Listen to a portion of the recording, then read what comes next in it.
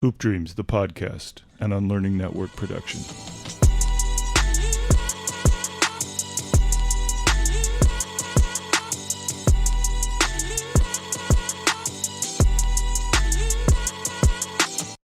The brother that's in the house today is from Windsor. He's a Windsor, Ontario native. You know, those for you who don't know where that's at, that's up there in Canada. Go back to school. No, I'm just kidding. But get your geography right. That's up in Canada. Check this out, Agee. He was ranked a top 10 Canadian prospect coming out of the Catholic Central High School. He started his college career at Vincennes University in Indiana, where he was named a JUCO All-American. Get this, after that, transferred and became one of the Wildcats. We ain't gonna hold that against him, even though they lost the same. But we ain't gonna hold that against him. He wasn't on that team, but he's a Kentucky Wildcat alum. He played for the Golden State Warriors and the Orlando Magic, and is currently in Sioux City on a two-way with the Miami Heat, chasing his hoop dreams. We want to welcome to the show the one and only. I'm gonna give his full name, Mychal Mulder. I'm Will Gates, and that's my dog. Arthur Agee. What's up, Mike? Appreciate you being on the show, man. How you doing? For sure. I'm good. I'm good. I appreciate you guys having me. It's our pleasure. Thank you for taking some time out. We know you in the busyness of your season, and so, man, we want to just get into this thing. You were born literally the time when Hoop Dreams came out. Yeah, 94. So my question, 94. So my question is, have you seen it? I saw it when I was young. I saw it when I was like 12 or 13 years old. So I definitely got to go back and watch. But even then, like, I recognized how important it was culturally. You know what I mean? Growing up in Windsor, we're the border city of Detroit, right? So I got a lot of guys, a lot of friends who grew up in a similar situation. So I totally recognize the cultural aspect and how important the film is. Absolutely. Big time there. Real congrats on your call up, man, on your contract with the Heat. I appreciate it, man. I appreciate it. It's a long time coming, for sure. Yeah, I know it's been, man. I know it's been. But just think back on it.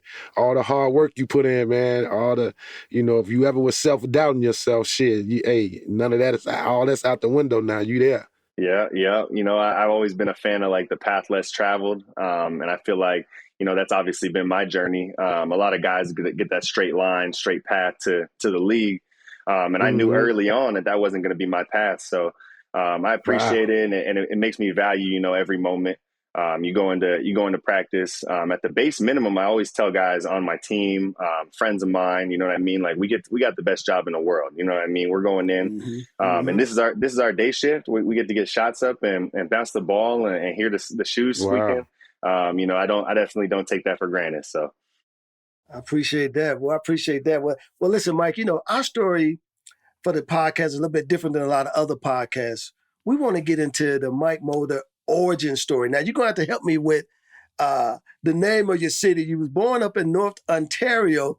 Now, how do you pronounce the city? I don't want to kill it. No, it's Etobicoke. It's close to Toronto. It's in that GTA area. Okay. So you went to school in Windsor, but we want to know, and our listeners want to know, man, tell us about your childhood growing up. What was your neighborhood like? What was your family like? Give us some of the Mychal Mulder history. For sure, man. For sure. Being born in Etobicoke, I was adopted when I was like 4 or 5 months old, and brought down to Windsor. I got two incredible parents who have been here for me throughout the whole journey. I'm really fortunate for that. Coached in the inner city at Windsor Catholic Central, which led me to start going and playing travel basketball, going to camps in the city. And, at first my dad wasn't the biggest fan. You got to drive me a half an hour to get to practice, get to games, stuff like that. But I developed a really close relationship with these guys, played with them my whole travel experience growing up. And when it was coming time to choose a high school, a lot of guys just go, where they're supposed to go. And most of us were like, why don't we try to be the powerhouse in the city, man? We're the best travel team in the city. We should be able to dominate. We should all just link up and go to the same school at Catholic Central, right? For me, that was kind of out of district. But still at that young age, I recognized, the game was so important to me that instead of going and going with my childhood friends to school up the street, I wanted to go into the inner city and be part of that. And that was important to me in a decision I made early. Everybody was questioning, like, why you want to go to school half an hour away? I've been in public school my whole life. They're like, you're going to go to a Catholic school with the uniforms and all that. And I was like, none of that mattered. You know what I mean? It's the basketball program that mattered to me. So, hey, Mike, did you sense the basketball there when you was growing up in Canada? Did you sense that there was a difference of play style and then the suburbs than the city? Absolutely. I knew that the quality of basketball was going to be better in the inner city, and what I was used to. Wow. The coach Cusimano, who ran all the camps, ran our core city team, he was the head coach at Catholic Central. And it wasn't him that pushed me to go to the school as much as it was me and my teammates being like, man, if we all really joined up, we could do something special here. And I was not missing out on that. No, I couldn't miss out on that quality of ball. That's for sure. That's heavy. It's funny, man. And break this down for a little bit, us, because most of us, including myself, we don't know the basketball vibe necessarily in Canada. What's the basketball vibe like? It's good, man. It's growing. And that's the most important part. When I was growing up, we only had a few Canadians in the league. We basically looked at Steve Nash and a couple other guys, and that was it. You know what I mean? We didn't see guys like ourselves at the highest level. But it's funny being from a border city. I could be in Detroit from my house in like 10 minutes, right? It's like a mile across the bridge. And guys right across the bridge are getting that attention. You know what I mean? The recruiting is different. If you go a few hours in the other direction to Toronto, the recruiting is different. So being that border city in Windsor, we were kind of like, man, we're being overlooked over here. I think we got to link up and do something special in this area for sure. Now I read somewhere, man, how you got your name? Was it from the Lakers, dude? Yeah, it was. So my dad growing up, he was a huge Lakers fan. Man, a lot of my childhood memories are him waking me up out of bed to come watch what just happened on the game because I'm too young to stay up. Falling asleep on the couch, waking up in the bed, watching Shaq and Kobe. And so that is where my name came from. He loved the spelling of Michael Thompson, sorry. And that's where he got it. So it was funny, actually, obviously all these years later, linking up with Clay and Golden State. And everybody's noticing, like, hey, are you named after Clay's dad? And I'm like, that's definitely where the spelling came from. I never brought it up to Clay, but that's definitely where it came from. Yeah. Really? You didn't bring it up, huh? Nah, man. I didn't want a little bro me. You know what I mean? I didn't bring it up. Right. I feel you on that one. Speaking of brothers, you said earlier, man, you got some brothers, sisters. Or are they athletes? I got an older sister. She's not an athlete, but she's always been super supportive of what I've been trying to do with the game. You know what I mean? And my family was really supportive, always coming out to games. And that's something I definitely don't take for granted. It's crazy. You don't realize these things when you're young. Like my dad was at every game. He drove to every tournament, things like that. And no one really said anything about that. And I don't think I recognized it until, maybe when I was in college, a little after even. Talking to some of my old teammates, they're like, Mike, like your dad was the only dad around when we were coming up. You know what I mean? He was the only one that was always there. And that's something that, growing up, we didn't really talk about it, or I wouldn't think about it because it's my dad being there. You know what I mean? But now I recognize how important that was to some of these guys, having a father figure there supporting us. Yeah. And you recognize the role that your coaches play as well. All of a sudden, you're not just a coach, right? You're playing a father figure to a lot of these kids and someone to look up to and where you get your values. And that's the beautiful part about what the game can bring. So everybody, from Agee to myself and others, we all wanted to be somebody growing up. Obviously, with Agee, he wanted to be Isaiah Thomas. Yeah. I thought I was Jordan. I thought everybody wanted to be somebody. For sure. Who did you model your game after? When I was really young, Shaq was my favorite player. I was sure I was going to be. I was sure I was going to be a 7-footer, man. I was positive. And then one day when I was like 12, 13, my dad takes me to the doctor, basically like, "Yo, doc, how tall is this kid going to be? Because he's taller than all the other kids. Is he going to be tall enough to really be dominant in the paint? And the doctor was like, Mike, sorry to kill it, but you're going to be max 6'5". You know what I mean? If you push a 6'6", you'll be lucky. So I was like, man, I better start studying Kobe a lot more, paying a lot more attention to them guards out there. So I paid a lot of attention, studied Kobe a ton. When Shaq went over to the Heat, I think that's the same year D Wade and all them came into the league. So I really watched Dwayne Wade a lot, modeled my game after him at the time. I remember I was slanting my feet to the side, shooting free throws and all that. So we had a lot of good role models in the game growing up to really watch and model your game after. So there was a lot of guys I studied, but I'd say those two were the guys I watched the most. Well, I ain't never mad at you for shouting out that Marquette alum, D Wade. Oh yeah. Right. Hey, Mike, did you now coming from Canada, in Windsor, did you play any other sports? Hockey, soccer? Man, I played like growing up young, I played a lot of sports. I played soccer when I was real young. I was always athletic, so I didn't know exactly which one was going to be my favorite. I played basketball, baseball. When it got to high school, obviously by then I'm super locked in on basketball. It was always the one I loved the most. But yeah, in high school especially, I played every sport I could. You know what I mean? It's a really big. It's important for guys, not just for athletic ability and stuff like that, but it's like, man, just at a base level, I like having practice after school. You know what I mean? I like having something to look forward to. I like being part of a group. So I played every sport I really could, basically from September to the end of the year, just to make sure I was coming to school, going to practice, being part of the group. Man, it's amazing to hear you say that, because even though in my days and Agee days, we were so centralized on one sport. Right. It was basketball, eat, sleep, drink, 24/7. But to hear you say that you were doing multiple sports, was there any competing factors? Did you say, man, I'm going to play ball, but I'm starting to love this a little bit more? Did you ever run into that? I always loved basketball the most. I would come to school early, riding in with my coach, and I'd get in the gym. We put shots up. Just playing pickup, going to a school in the inner city, it was a lot of basketball. You know what I mean? So we'd all be excited to get to school because we could hoop before class. You never hear kids being like, I'm excited to come to class. It's like, we were excited to come hoop before school. But that's the thing. Like, I definitely, basketball was my first love. My track and field coach would always be mad at me because I'd be shooting hoops, bouncing the basketball. He'd be like, yo, we're doing laps. I'd be like, yeah, I want to bring the rock with me. You know what I mean? Right. Like, I got to work on these moves. Like, I can't be running around the gym with no hoops. So. Right. I love it.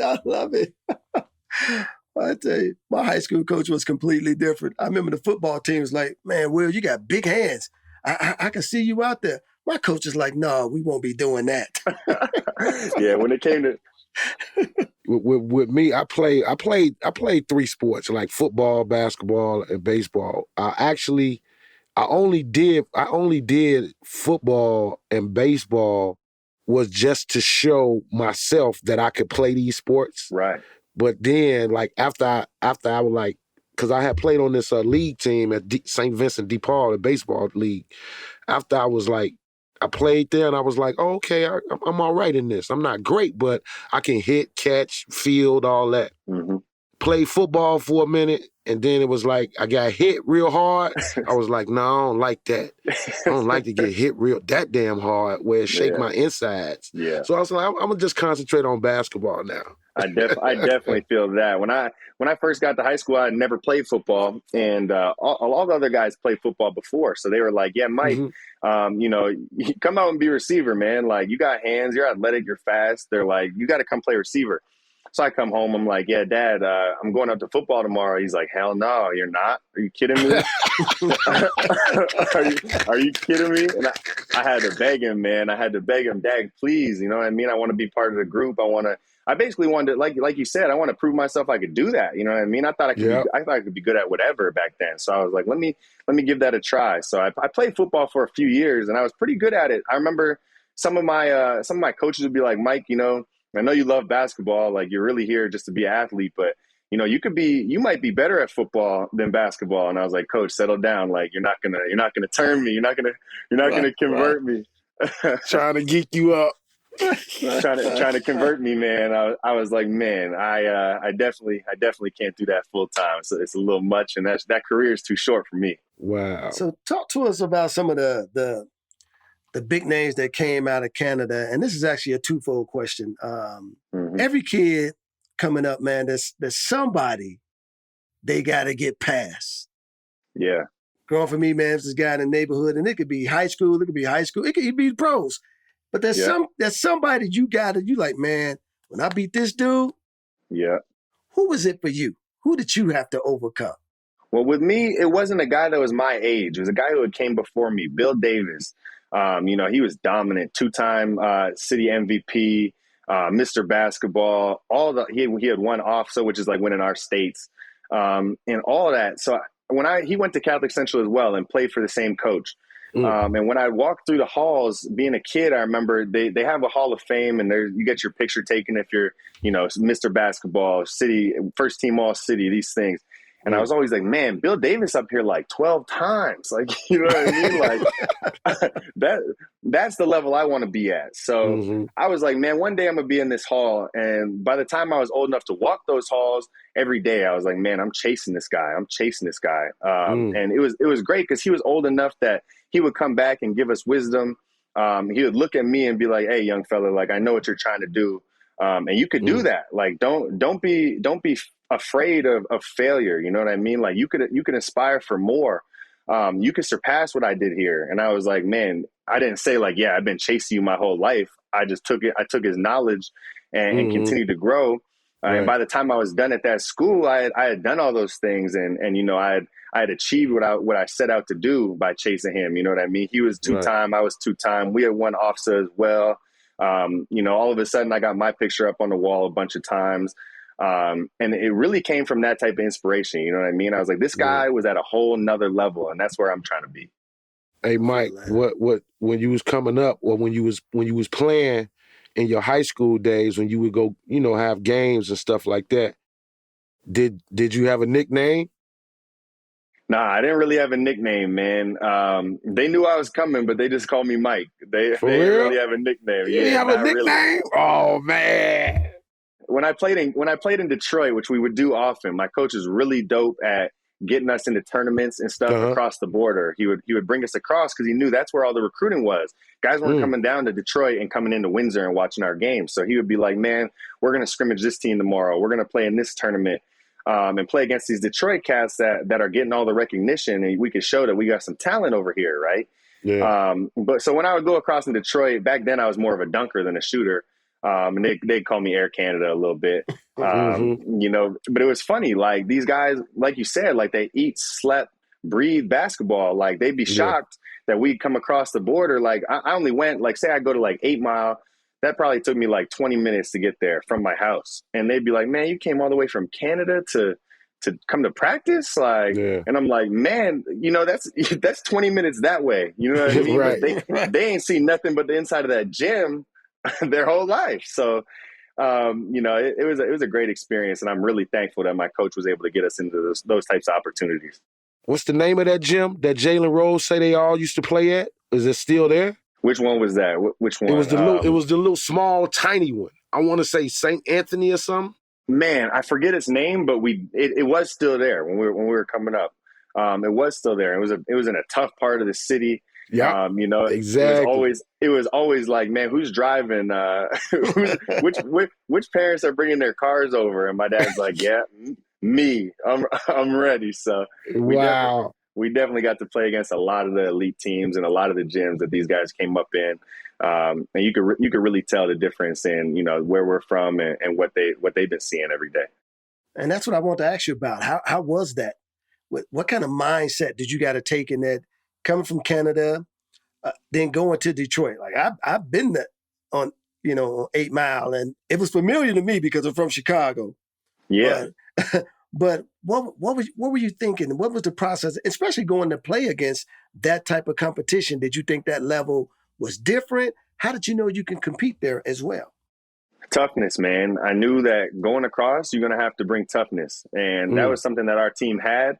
We had the skill, but thank God we had the toughness, because if not, you're going to get eaten alive over there. Yeah. You know what I mean? These guys have been playing together, playing with their older brothers, playing in the park all day since they were little kids. You know what I mean? So it's like, if you're not going to bring some sort of toughness and strength to your game, like, you're not going to make it over there. You're going to get blown out by 40. So we could bring the skill, but if we didn't bring the toughness, we knew it was over with. So we definitely brought it to them over there and showed them, you know, we not too far from where you guys are from, man. And you know, we get down like that too. So I feel that, man. I feel that. Man, we want to jump into your high school, man. You're being recruited. You at Catholic Central. How did you and your family pick Catholic Central? I mean, you talked a little bit about it, but was it because of the basketball, or was it simply because of the educational aspect that it offered as well?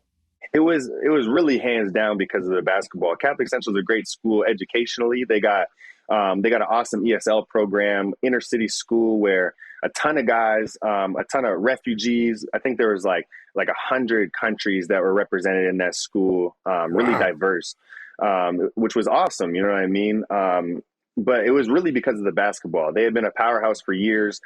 We had the best coach in the city who had been coaching us since we were young. And I knew that we would thrive in that situation. And I knew that would be, there's no other place I would get better other than there. You know what I mean? I knew I could. It was a decision that was tough because coming in, they were like, man, Mike, we want you to play on the senior team. And I was like, man, I came over here kind of at the time, I'm like 14, right? So I'm like, I came over here to play with my friends, you know what I mean? Like with the guys I grew up playing with. And now you guys want me to play with the older guys who I never played with. And they kind of put it to me like this, like my coach and my dad sat me down and were like, yeah, Mike, like you could have went with your other friends to any other school.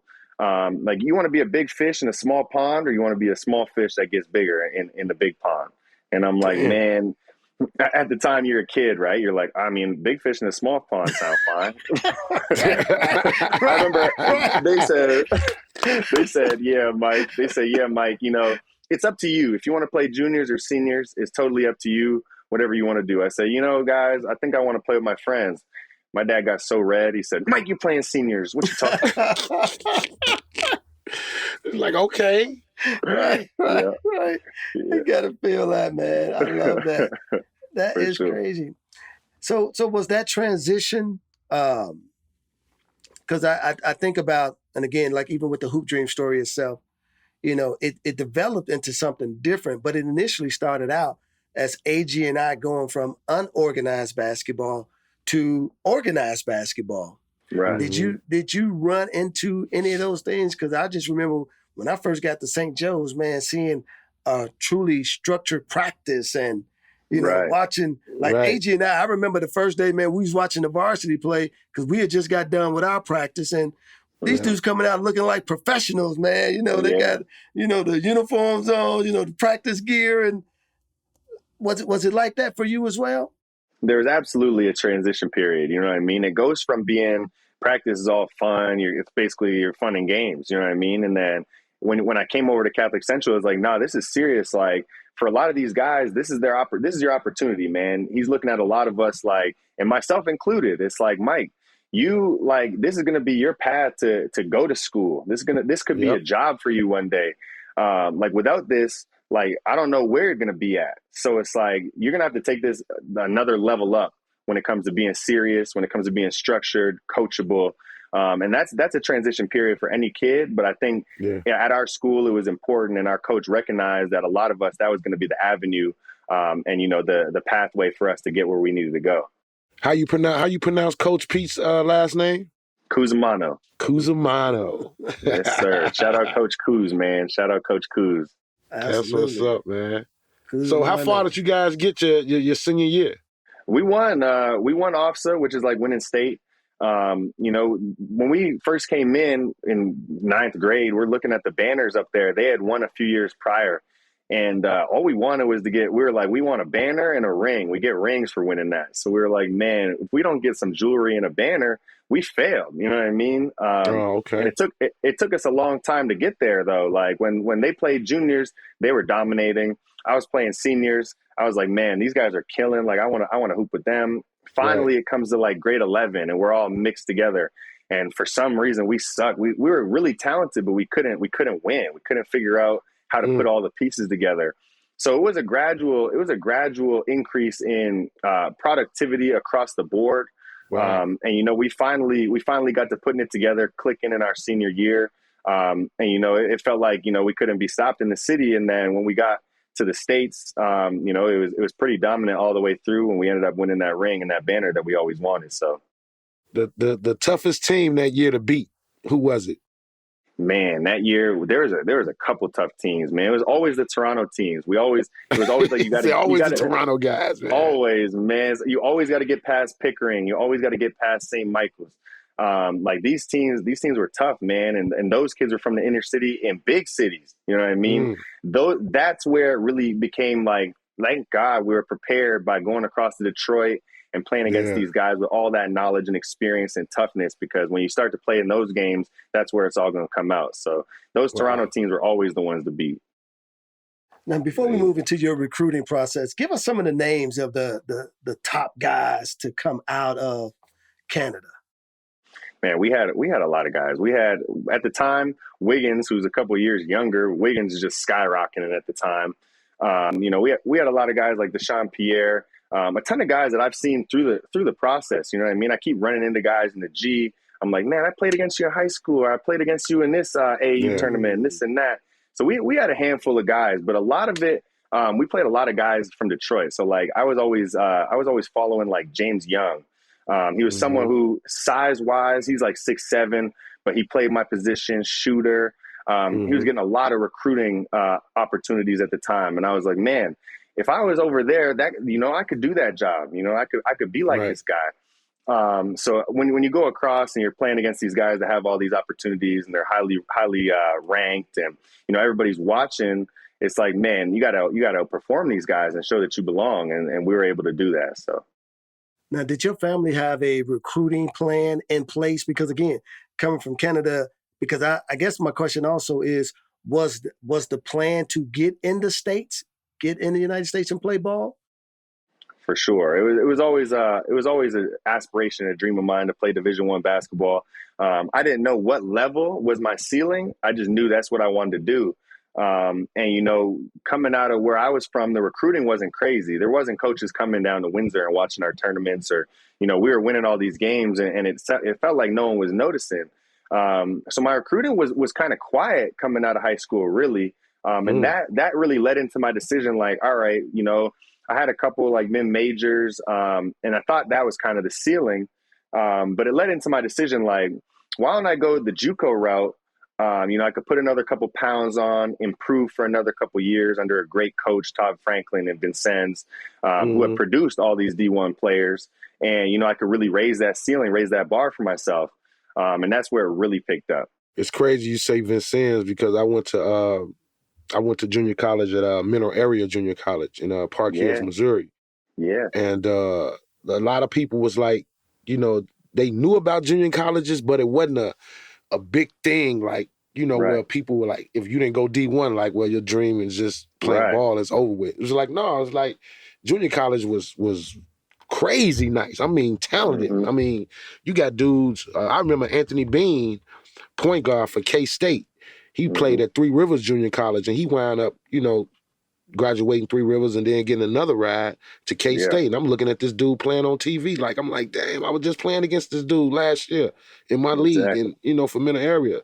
And a lot of people think the junior college, you know, that it's just not, it's not good ball. But you here to back me up and speak to him, tell him about it. And I love Vincennes Arena.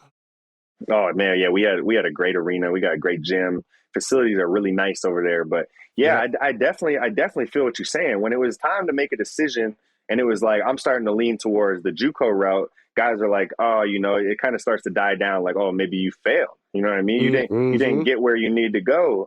You know, you're not going D1. It's like, oh, I thought you were good enough to go D1. Like, what happened? And it was like, for me, I was young going through that, but it was like, at the same time, I recognized that this could be a stepping stone to get to where I want to go. You know what I mean? Academically, like, I'm not even there. You know what I mean? Like my grades got to improve. Like, my mental has to improve. My body has to improve. So if I need this extra year or two in junior college, like, I don't mind that. You know what I mean? It's not going to always be a straight path to D1. I knew where I was coming from, and I knew that the recruiting not going to be crazy. So it's like I could go wake them up in a JUCO and see where I could go from there, which was honestly the best decision I could have made. Yeah, because you woke their ass up. For sure. You woke their ass up with all American honors, damn it. For sure. But you did something that most guys don't do, because you hear even high school coaches and AAU coaches would say, listen, man, if you get an offer, take the offer. Detroit Mercy offered you. And you was like, no, I'm not going to do that. Like, what was the process in that? I love Detroit Mercy too. I love the coach there. I love the team. I went across and I watched their games a ton, worked out with them a few times. I really like the school. You know what I mean? It's close to home.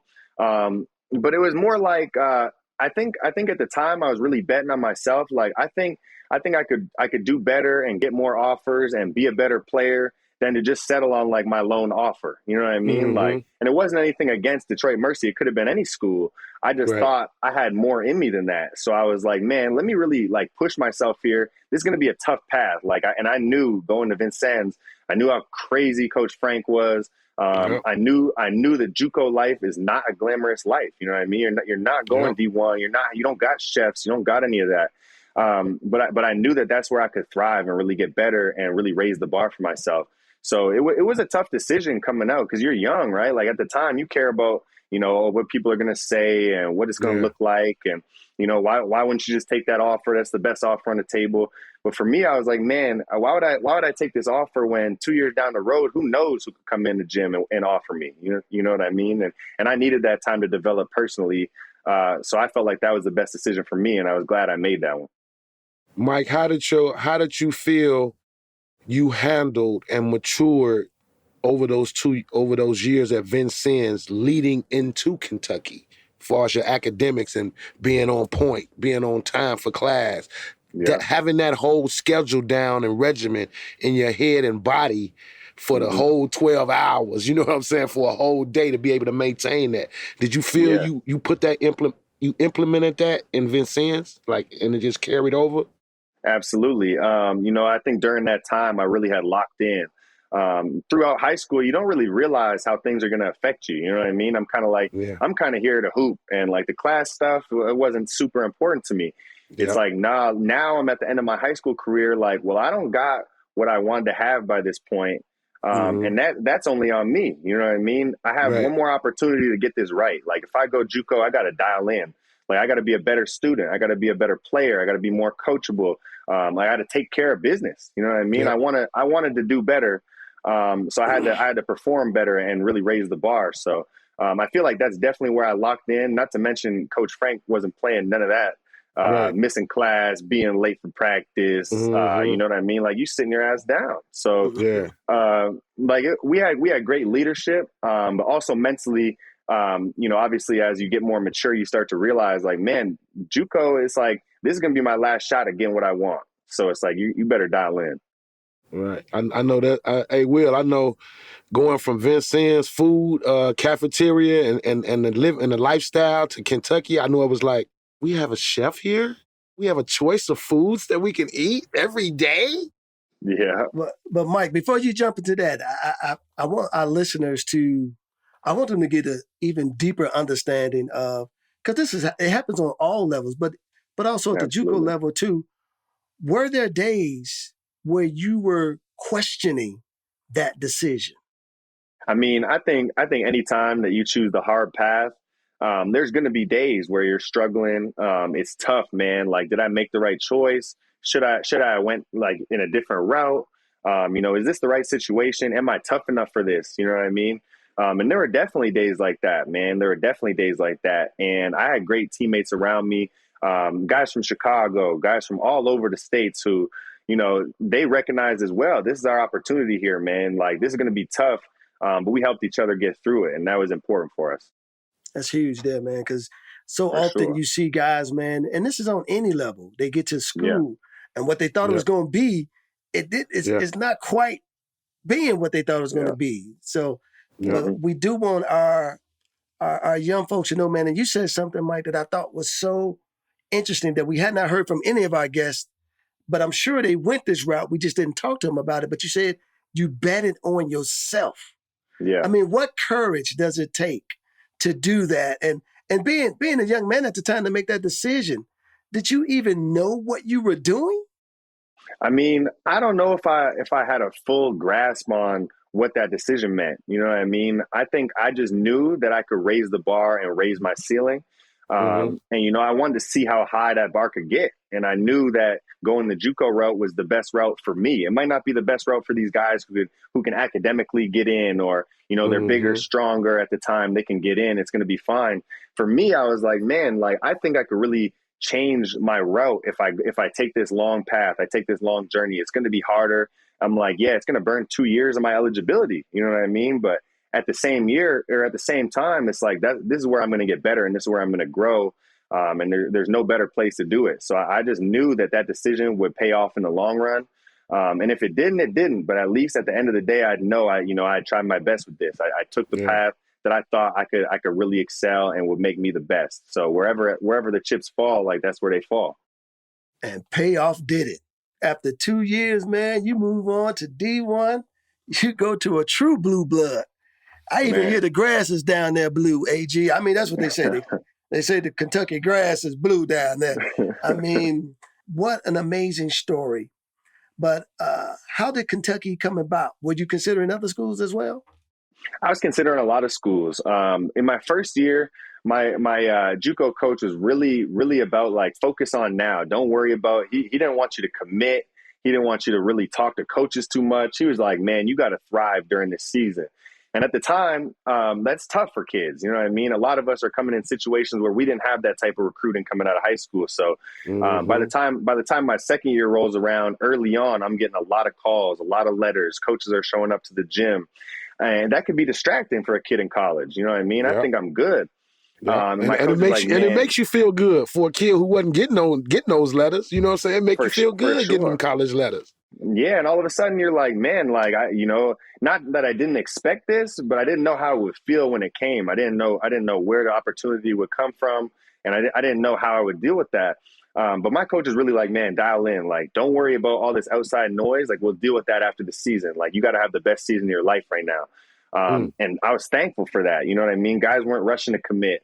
I remember I verbaled early, and I was like begging my coach, do you mind? Like, I know you don't want guys to commit and this and that, but I feel like this school might be the best it's going to get. Like, you know what I mean? Like, this is one of my favorite schools to watch in college, like this and that. And he's like, man, if you really want to commit, you can commit. But when it's the end of the year, you're going to have different opportunities, and recognize that. And I'm kind of like, man, coach, no, this might be the one. This might be the one. By the time 3/4 through the season roll around, I got tons of schools calling, different schools I never thought would be knocking on the door. And so I was really thankful for him keeping that in perspective for us. So the Patino, did Patino, did he get on the jet? Did he fly to you? Did you fly to him? How'd that go down? So I was recruited by Louisville, and I went down there, and I had a workout and stuff like that. And it was kind of like, well, I'm not going to commit right now. I'm not really sure. I don't really have time to take all these visits, but I definitely got to start weighing them out. By the time the end of the year rolled around, Kentucky was really one of the last ones to come in. All of a sudden, I get a phone call. I'm in the middle of class. I excuse myself, go out. It's Coach Cal. I'm like trying to keep it cool, like, you know what I mean? Like, but this is Calipari on the phone. Like, I didn't expect this type of thing. You know what I mean? He's like, man, I'm gonna be down there in the next few days. I'll watch you play, and I'll meet with you guys, you and your coach, and we can go from there. And all of a sudden, I'm like, man, this is the highest level of college basketball. You know what I mean? And that's something that you can't really prepare yourself for going into JUCO. Like, you have no idea. I'm kind of like going to JUCO. Like, I'll be happy with a mid-major. Like, I'll be happy playing Division I basketball. Those are my aspirations. Like, I thought that was my ceiling. But when I went to Vincennes and really dealt with those guys, you realize, like, there is no ceiling. You have no idea the opportunities that could come your way. And then finally, Coach Cal hopped on the jet, came down wearing the whole fresh suit. We sit down, we're talking with my JUCO coach, Coach Frank, who's the one that's always, don't commit, don't talk about the NBA, don't even have the nerve to talk about pro. You know what I mean? Right. And Coach Cal looked at me in my eyes being like, do you want to play in the NBA? Like, you want to play pro? And I've been so programmed to like, don't talk about it. I remember I'm looking at him and I look at my coach like, and he's like, say it. He's like, say it. And I'm like, hell yeah. Like, hell yeah. Yes, I do. Yes, I do. Absolutely. That's what this all been about. Yeah, absolutely, man. Absolutely. So it was tough. Once I got down to that visit in Kentucky, by the time I left Lexington, I'm at the airport with my mom, like, maybe we should just leave these papers. We might as well just leave these papers here. Back that up. Back that up. Rewind that. You gotta give us what that visit was about. You just can't. See how you gonna try to slide that in there, Agee? Give us that visit, man. Give us that visit. That visit was crazy, man. Obviously I hadn't seen a college campus that was that elaborate, that big, that in love with basketball. I go down there. It's like after the season. That's the year that all those guys got drafted. After that undefeated season, heartbreak in the tournament. They had like 8 guys get drafted or something like that. And so damn near none of the players on campus. We had a few guys on campus, but I'm working out with like Tyler Ulis and Marcus Lee.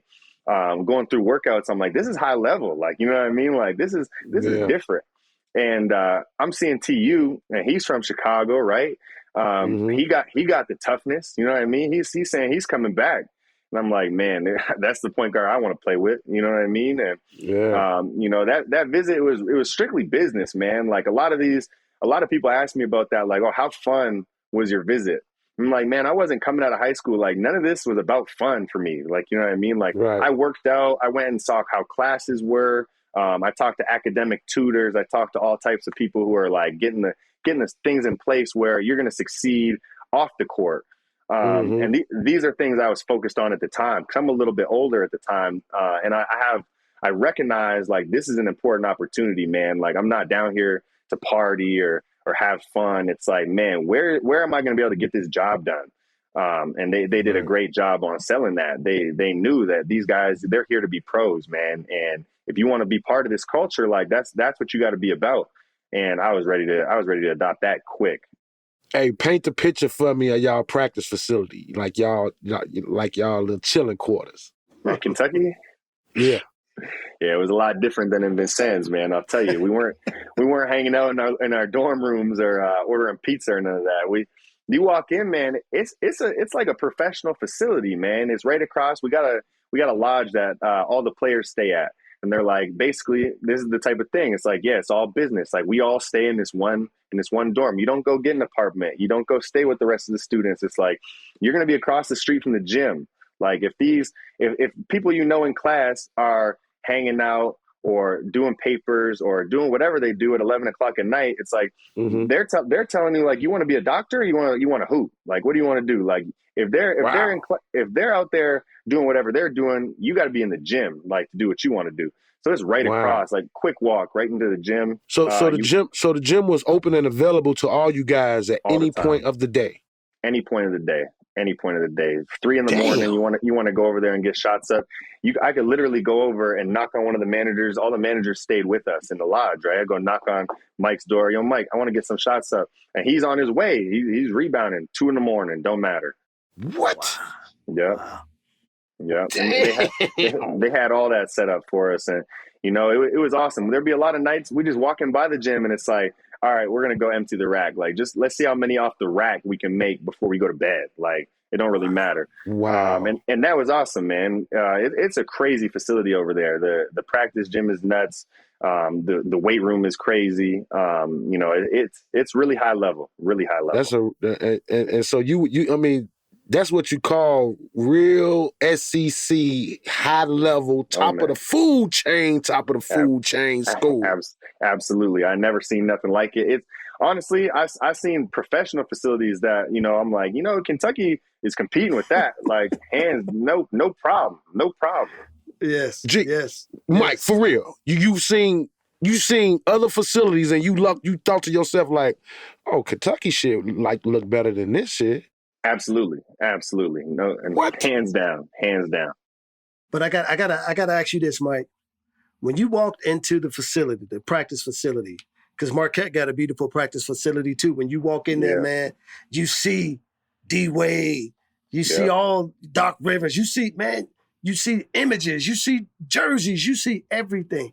Mm-hmm. What were you thinking when you walked in there and you see all these banners hanging up there and retired jerseys and all this other stuff? Man, it was crazy. You see all the banners from the national championships, and you're like, that is wild. Like, I was watching that on TV a couple of years ago, had no idea, I'd have nothing, no affiliation with Kentucky. You know what I mean? But what really stuck out to me is all across the wall up top it's pictures of all the players and all their like Panini cards blown up. All these guys who have been drafted playing in the NBA. And I'm talking about, it fills the wall. And you're like, man, I got to get my picture up there. Like, I got to get in. Like, you know what I mean? They got a whole wall of players, and there's no reason with this type of facility, all the opportunities given to us, there's no reason why you can't get up there. So it was a big moment walking in there and being like, man, this is real. Like, and I can do this. Like, well, my two favorite Kentucky teams is one with the Cardiac Kids, Jamal Mashburn them, and then the one with Tony Delk. Yeah, I love Tony Delk. They're my two favorite Kentucky teams. For sure. Since you said it has this business mentality, business atmosphere, you hear really, like you said earlier, to prepare yourselves for the pros. Yeah. How was it being in an environment like that, and then playing for a coach who was leading that? What was it like playing for Coach Kyle? Man, it was awesome, man. All he would talk about is just being the best version of yourself and getting to that level. Like, none of you guys are where you can be by the time you're done this process, right? They would have, before the school year starts, they'd have all the guys who have been drafted before they go to their spot. They all come back and we all play pickup. And it's like, this is high level pickup. You know what I mean? This is serious hoop. And damn. It's like, man, like you gotta prepare yourself for this. This is the lifestyle you want to live. You got to prepare yourself for this. And the whole time it's about business. It's about becoming your best version. You know what I mean? Being able to not just on the court, but off the court, be a professional, prepare yourself for the things that come with being a professional athlete. And I think Coach Cal, I think he's the best in the business when it comes to preparing guys for that next level. So that was really important to all of us in our development, and understanding what comes next. I love when Coach Cal say this. You guys come here, you will be able to change your family's generational life. Do you understand what I'm telling you? Yeah. Your kids are going to be able to. I mean, that's how I love what he going to tell me. That's how he talks. And the fan base is funny. Some of the fan base, it's kind of split. Some of the fan base is like win national championships. It's about the school. It's about the program. Coach Cal and the rest of the fan base is like, it's about the players. Yes, the national championships games will come. Like our program success will come, but it's about you as an individual player. Like where can you go? Like how far can we take you? And if you individually work hard enough, we can bring it all together collectively and win. You know what I mean? But he's more focused on making you a pro than he is at, developing a national championship team. He cares more about those individual players than he does about an end of the season championship. Like, and that's what some of the fan base has a hard time gripping on. Cause it's like, man, they want the natties, right? And it's like, Coach Cal is like, no, I want these kids to succeed, man. Like, this is their opportunity. Like, this is what they came here to do.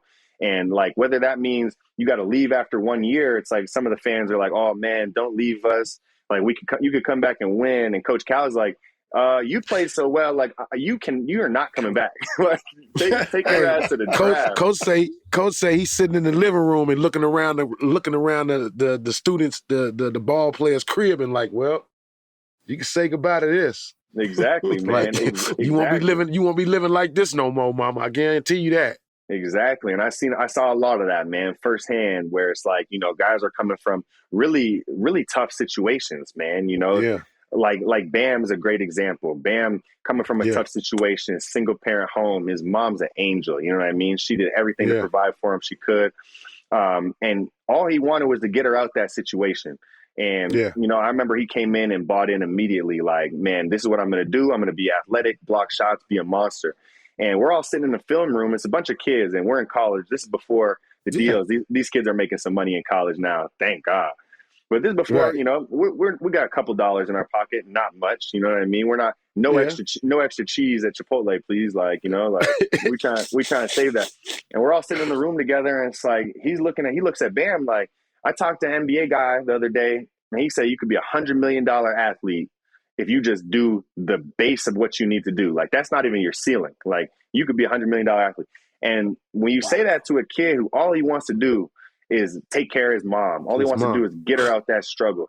It's like, he's not the type that was doing that to go get a car or to, you know, get some jewelry or, you know, live like wealthy. He's like, man, if I do that, I could get my mom a new crib. And now who's right there with him? Same condo building, his mama, right? Yeah. So he believed Coach Cal when he said that shit. Like, okay, absolutely, I'm finna do that. Absolutely, and you know, Kenny Payne and all those guys, they would push that into your mind, like this is not just an opportunity to change your life. Like, you could change your entire family situation with this. So you got to take this seriously. Think about it, Will. This dude and coach, I mean, Anthony Davis, Julius Randle. Man, Bam, Malik Monk. I mean, this dude got a fraternity of guys that they've only stayed in the league, max 2 or 3 years? Yeah. How about this? Look who Mike played with. He started with Jamal Murray. Mm-hmm.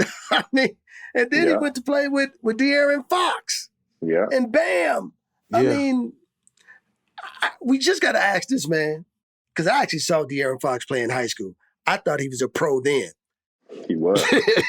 he was. When you go into these practices, what is the mindset of the players? Is everybody thinking, hey, because we talked about earlier, business, are you thinking I'm a pro, or I'm working to become a pro? It's a mindset of, I'm working to become a pro. I have everything in front of me in place that if I do what I need to do, this could happen. This should happen. And that's the mindset. It's so competitive because it's like, man, everybody knows that this is their opportunity. And the better we do collectively, the better everybody individually will do, right? So it's so competitive in the practice that when it comes to the games, it's easy, right? It's like, these guys, there's no way, you know, I'm playing against, say we're playing against whatever school, Texas A&M. It's like, yeah, I don't think I'm going up against Jamal Murray and Isaiah Briscoe and Tyler Ulis in that game. You know what I mean? And I've been battling with these guys all week. So it's like, we should be able to smack whatever team come in front of us if we bring that competitive edge. And we knew that's how the practice environment needed to be to make sure that those games were easier. Wow. We've had you for a minute, but we got this thing we want to do with you. It's called halftime. Let's do it. Agee and I, man, we're going to ask you some quick hitters, and we just want to see, man, how you respond on your feet with some of these quick hitters. All right, let's do it. Before we jump into the NBA and your G League experience, but 3 toughest visitor stadiums that you played in college. Kansas was crazy loud. Florida was always tough too. And then a lot of the neutral sites when we played Duke, Kansas, all them teams, North Carolina, those are crazy too. But I would say Kansas, probably Florida, and you know where it was hard to win was in Tennessee. Tennessee was tough, man. They're gonna beat your ass in there. If you win, you coming out bleeding. Like, that's for sure. You know, it's funny. You know who I thought you was gonna say though? I thought you was gonna say Louisville is one of those. Man, Louisville was awesome. That state is so divided, blue and red. Yes. Half the crowd wearing blue, half the crowd wearing red. Louisville got to be up there. Yum Center's dope too. Yum Center's serious. Give me your toughest players you guarded while at Kentucky. I'm Jamal Murray. I've guarded Jamal every day in practice. You ever run around with some guy making insane shots like that? Tough. Yeah, off either leg. Oh man, either leg, turn around. It looked like a bad shot. Get back on defense, like going in. I would say all on my team, man. Jamal Murray, Briscoe, and T. Ulis. Man, T. Ulis was insane. Yeah. I remember him in high school. He was something else, man. Here's one for you, man. Top 5 tracks on your playlist right now, and then give me your top 3 artists of all time. Tracks on my playlist. My playlist bounces around, man. I listen to like mixtapes, albums, whatever, but listen to a lot of J. Cole. So before games and stuff like that, I listen to the warm up. Reminds me of, being even before high school, where I wanted to be and how inspired that music made me feel. I listen to a lot of Big Sean. He also has a lot of inspiring music, and I listen to a lot of like old school hip hop too. I listen to Nas, Talib Kweli, all types of stuff. So I really mix it up. That's for sure. Give me your favorite sneakers to play in, and then your favorite sneakers to wear around. Favorite sneakers to play in are definitely Kobe's. Man, I was glad that they got that deal back. I was definitely glad to hear that the other day. But I love playing in Kobe's. Walking around, probably Jordan 1s. Makes sense. Mm-hmm. So, man, if you wasn't playing basketball, what would Mychal Mulder be doing right now? See, that's the tough question, ain't it? Like I think that's where the inspiration came from. Like I have no clue. I never had such a passion for anything else. You know what I mean? And basketball has been such a focus and such a passion for me that I couldn't imagine myself doing anything different. I couldn't imagine going to work a job. Like I got friends who work in factories. I got friends who sell insurance in the financial sector, all this stuff, all these good jobs. And I'm like, I just never imagined that for myself. So I really can't even answer what I think I would be doing without the game. I really don't know. Wow. That sounds like a KG answer. Kevin Garnett answer. Kevin Garnett said, "Shit, kill me dead. I can't play basketball. I'm dead." I got no other options. All right, look. My son do this. We heard you a gamer. You a PlayStation or Xbox? Xbox. Oh, okay. And what you got? What in your downtime? What you rocking now? What you playing? I play a little Call of Duty. I've been playing PC lately. I got a buddy of mine who's super into the PC games. So a new one that came out, Elden Ring. I feel like I probably spent 60 hours on that game since it came out. Damn. It's like, yeah, oh yeah. I'm in Sioux Falls, baby. There ain't too much outside of hoops. That's right. Sioux Falls, baby. Putting some time on that. But I mix it up. Whatever the new games are, I tap in and definitely staying relevant in those areas. What are 3 shows you watching right now to kill some time? I'm watching Sopranos for like the 3rd time. Wow. I'm watching Snowfall. Snowfall just came back on, so I'm definitely tapping into that. What else? I watch a lot of shows, man. I mix it up, but I definitely repeat shows. Like I watched the new season Dexter. I watched that. That was pretty good too. So they ended it. The ending was disappointing again. So they broke our hearts twice. Yeah. Broke our hearts twice. Mike, do you have any game day rituals, game day meal, or superstition? No real superstitions, but I definitely meditate on game day. I try to meditate as often as possible, but game day is a must. Once in the morning and once before the game, just visualizing, what the outcome I want. And obviously just the positive attitude and positive energy you can bring into the game is always good. So, meditation is big. I feel that. And this is a bonus one for you because you didn't answer it earlier. 3 favorite artists of all time. J. Cole, Big Sean, and I need a third that's tough. I was really into Biggie tracks. I'm really into Biggie. Okay. I'll wait for you to get the old school some love, man. Okay. need an old school one in there too. Definitely. Got out a little old school with you. I'm the gold of my era. I've been a trending topic. I'm as fly as a feather. My pockets macroscopic. See, with time I get better. I'm always in the action, kid. Know I got it locked from Chicago where the toughest live. Concrete jungle, earn my stripes on the pavement there. You make it here, then you can make it anywhere. No comparison. Your game is embarrassing. No one can touch me. I'm all for going there again. Yeah, I think I'm ballin' like I'm Will Gates. I'm hoop dreaming, trying to fight against a sealed fate. More faith, think I'm ballin' like I'm Agee. I'm box office and one day they gon' have to pay me. Yeah, I think I'm ballin' like I'm Will Gates. I'm hoop dreaming, trying to fight against a sealed fate. More faith, think I'm ballin' like I'm Agee. I'm box office and one day they gon' have to pay me. Hoop Dreams, the podcast, an Unlearning Network production. Written and produced by Agee, Will Gates, Matt Hoffar, with audio engineering from Matt Savage. For more episodes, check us out at www.unlearningnetwork.com. Gotta be a dog to survive in this cold weather. Ice in my veins, no need for a warm sweater. I'm coming for it all, best believe I won't let up, yeah.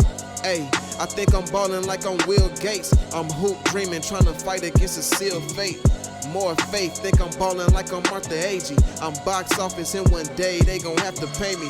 Yeah, I think I'm ballin' like I'm Will Gates. I'm hoop dreaming, trying to fight against a sealed fate. More faith, think I'm ballin' like I'm Agee. I'm box office and one day they gon' have to pay me.